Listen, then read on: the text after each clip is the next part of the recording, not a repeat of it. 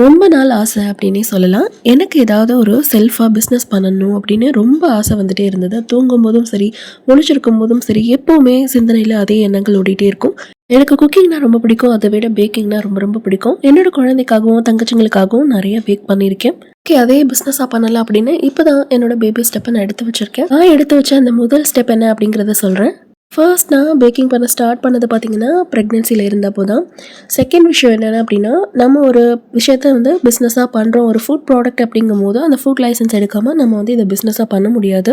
But still நெறைய பேர் வந்து லைசென்ஸ் எடுக்காம பண்ணிட்டுருக்காங்க. பட் நம்ம வந்து ப்ராப்பரா லைசென்ஸ் எடுத்துட்டு தான் இந்த பிஸ்னஸ் ஸ்டார்ட் பண்ணணும் அப்படின்னு நானே முயற்சி பண்ணி, அந்த லைசென்ஸ்க்கு அப்ளை பண்ணி, அதுக்கான ப்ரொசீஜர்ஸ் எல்லாம் போய் இப்போ நமக்கு லைசென்ஸும் கிடைச்சிடுச்சு. இந்த ஆர்டர் பார்த்தீங்கன்னா, எனக்கு லைசென்ஸ் கிடைக்கிறதுக்கு முன்னாடி வந்த ஃபர்ஸ்ட் ப்ரௌனி ஆர்டர். இந்த ஆர்டர் குடுத்தது என்னோட அம்மா தான். எல்லா குழந்தைங்களுக்கும் அவங்களோட வளர்ச்சிக்கு முதல் துணையா இருக்கிறது தாய் தான். பிஸ்னஸ் சப்போர்ட் பண்றதுக்காக அவங்க குடுத்த ஃபர்ஸ்ட் ஆர்டர் தான் இது. வீட்ல எல்லாருமே ஷேர் பண்ணி, என்ஜாய் பண்ணி சாப்பிட்டாங்க. ரொம்ப பெர்ஃபெக்ட்டா இருந்ததுன்னு எல்லாருமே கமெண்ட் குடுத்திருந்தாங்க. வீடியோ ஷூட் பண்ணும்போது ஹஸ்பண்ட் வந்து தம்ஸ் அப் குடுத்து ரொம்ப நல்லா இருக்குன்னு சொன்னாங்க.